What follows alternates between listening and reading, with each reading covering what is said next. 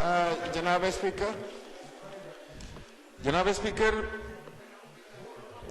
पार्लियामान में हम सबको इस बात का ख्याल रखना चाहिए कि पार्लियामान का तकद्दुस, आपकी स्पीकर चेयर का तकद्दुस जो है वो हम सबको मरूज़े खातिर रखना चाहिए, खाए हम इस तरफ बैठे हैं या उस तरफ बैठे हैं।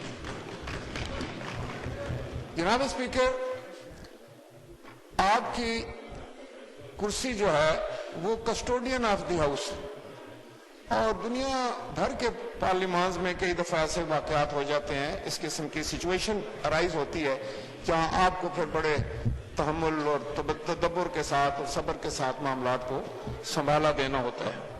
मैं वो कार्रवाई नहीं सुन सका, जबकि मैं आया उस वक्त ये मामलात हो रहे थे, तो उसमें एक तासुर ये दिया गया कि हमारे ऑनरेबल मेंबर ने कोई गाली दी है। मैं पहले एक क्लैरिफिकेशन करना चाहूंगा कि ऑनरेबल मेंबर फ्रॉम कराची जनाब रफीउल्लाह हल्फ कह सकते हैं कि उन्होंने गाली नहीं दी। पहले ये गलत इंप्रेशन, और इसलिए मैं आपसे ये गुजारिश करूंगा कि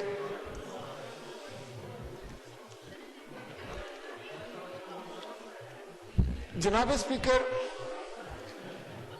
पार्लियामान हो, ये ऑनरेबल ऑगस्ट हाउस हो या हमारा मुल्क हो, हमारे शहर की गलियां हो, मैदान हो या हमारा दही इलाका हो, बुनियादी तौर पर मोहतरमा किश्वर ज़हरा साहबा, आपका नंबर आ रहा है, आप थोड़ा सा तमुल से काम लें, इसके बाद आपकी का ये तवज्जो दिलाओ नोटिस आ रहा है।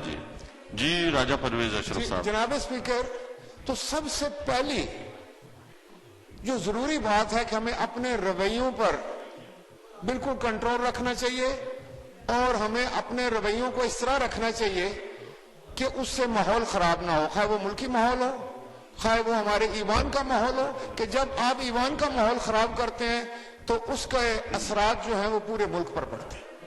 ये मेरी इस्तदा होगी दोनों अतराफ से। अब जनाब स्पीकर, द ऑनरेबल मिनिस्टर साहब ने जो यहां पर तकरीर की, आप खुद सोचें, आप इसका अंदाजा लगाएं। मैं ज्यादा बात नहीं करना चाहूंगा। क्या उन्होंने माहौल को बेहतर रखने के लिए तकरीर की है? ये तकरीर तो पहले दिन से, जिस दिन मैं इस हाउस में आया हूं, हमने हलफ लिया, यही लहजा, यही घिसी पिटी, वही गुफ्तगू, वही इनके फिक्रे, वही इनके अल्फाज, तो कब तक? हमारे तो कान पक गए, अब तो दुनिया के कान पक गए। आपने यहाँ कोई रेजोल्यूशन की बात की है कि पीडीएम जो है वो गैर आईनी, वो गैर कानूनी है। जनाब स्पीकर, मेरी ये इस्तदा होगी आपसे। देखिए, मैं हमेशा ये बात करता हूं कि जब आप एक पाकिस्तान डेमोक्रेटिक मूवमेंट की बात करते हैं, उसको गैर आईनी करार दे देते हैं, तो आप अपने आप को आईनी कैसे करार देंगे? मुझे ये बताएं। क्या ये जमहूरियत नहीं है इस मुल्क में? क्या हम ये कहें कि इस वक्त जमहूरियत नहीं है, कि जमहूरी ये हक है? आप आइन की बात करते हैं, आप रूल्स की बात करते हैं। कौन सा आइन पाकिस्तान के अवाम को रोकता है कि वो अपना एहतजाज न करे?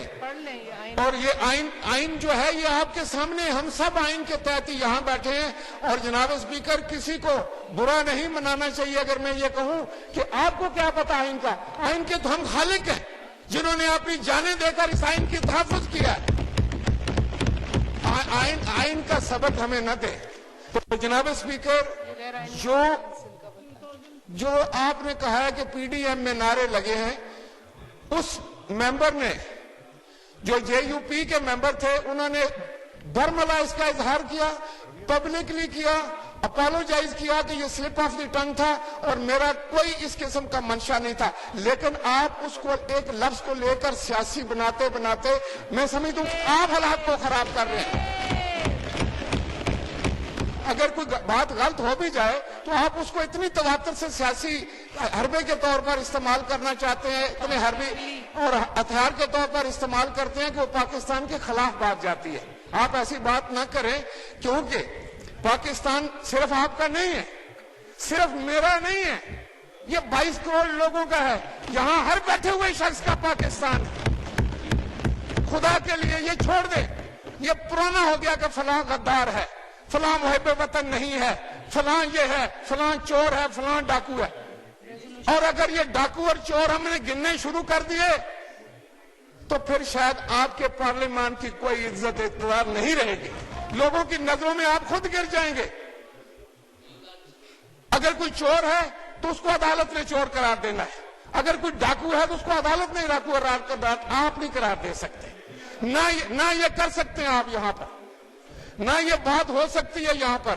کانسٹیٹیوشن کی وائلیشن اگر آپ کریں گے تو ہم پوائنٹ آؤٹ کریں گے. آپ مجھے بتائیں کہ جس وقت صوبائی خود مختاری کی بات ہوئی تو وہاں پر اگر پی ڈی ایم میں یہ کہا گیا کہ آپ نے جو صوبوں کے جزیرے ہیں ان کو صوبوں کا حق تسلیم کرنا ہے, تو یہ کیا کانسٹیٹیوشن میں نہیں ہے؟ کیا یہ کانسٹیٹیوشن کی آرٹیکل 1 نہیں ہے, 97 نہیں ہے, 172 نہیں ہے, 239(4) نہیں ہے؟ کیا اس کی وائلیشن نہیں ہے؟ اگر ہم یہ بات کریں, خواہ ہاؤس میں کریں خواہ پی ڈی ایم کی کریں. اور دوسری میں آپ سے گزارش کر دوں کہ پی ڈی ایم کیا ہے؟ پی ڈی ایم اس وقت پاکستان کے لوگ جو غربت, جو مہنگائی, جو بے روزگاری اور آپ کے انتخابی وعدوں کی چکی میں پس رہے ہیں, یہ ان کے جذبات کی عکاسی ہے کہ لوگ لاکھوں کروڑوں کے لوگ نکل چکے ہیں. آپ حوصلہ رکھیں, آپ کے نروز ٹوٹ رہے ہیں, مجھے پتا ہے. آپ کے چہرے پر جو ہوائیاں اڑ رہی ہیں میں ایک سیاسی کارکن کے طور پر پڑھ سکتا ہوں, مجھے پتا ہے کیا آپ کا ہونے والا ہے. لیکن اس وقت حقیقت یہ ہے کہ آپ ہر قسم کے انتخابات سے بھی بھاگ رہے ہیں. آپ کہتے ہیں کہ ہم نے جو ہے وہ آپ کے راستے میں روڑے اٹکائے ہیں. بھائی میں یہ بھی وضاحت کرنا چاہتا ہوں کہ اگر آپ لے کر آئے تھے کوئی بھی قانون سازی جو ملکی حق میں ہے تو ہم نے اس کی کبھی مخالفت نہیں کی. ایک آپ انسٹانس بتا دیں.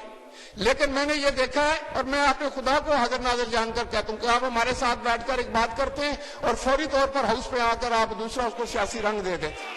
یہ کہاں کی پارلیمنٹرین کی پریکٹسز ہیں؟ کہاں کی پارلیمنٹ کی یہ روایات؟ آپ فیٹف کی بات کرتے ہیں, جو کچھ آپ نے کہا ہم نے مانا.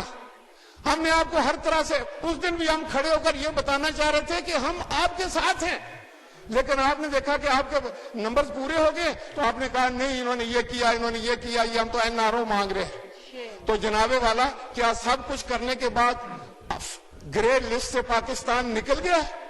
یہ ہے آپ کی کرتگردی, یہ ہے آپ کی وزارت خارجہ کی کرتگردی, یہ ہے آپ کی ناکامی. اگر ہم اس کی بات کریں, اگر ہم کہیں کہ آپ کی خارجہ پالیسی ناکام ہو رہی ہے تو آپ کہتے ہیں ہم نارو نہیں دیں گے. اگر ہم کہتے ہیں آپ کی زرعی پالیسی ناکام ہو رہی ہے تو آپ کہتے ہیں کہ آپ مودی کے یار. اگر ہم کہیں کہ ملک میں بھوک ہے تو آپ کہتے ہیں آپ پاکستان کے دشمن ہیں. اگر ہم کہیں کہ بے روزگاری سے نوجوان تنگ آیا ہوا سڑکوں پر آ رہا ہے تو آپ کہتے ہیں کہ یہ تو غداری آئین کے ساتھ ہے. یار خدا کا خوف کرو. صحیح جی, شکریہ. جمعہ 8 دن ہوئے, پہلی دفعہ آپ لوگ حکومت میں آئے ہیں.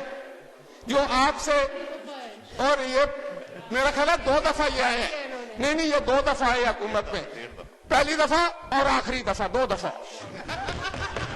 تو میں یہ کہہ رہا تھا آپ کو جناب اسپیکر کہ اس ماحول کو ٹھیک رکھنا ہم سب کا فرض ہے. لیکن اگر پی ڈی ایم نے آپ کو حواس باختہ کر دیا ہے تو یہاں کم از کم آپ کو صبر اور تحمل کے ساتھ بیٹھنا ہوگا. اب آپ سے کوئی این آر او اگر مانگ رہا ہے اور اس کا نام آپ نے ضرور بتانا ہے.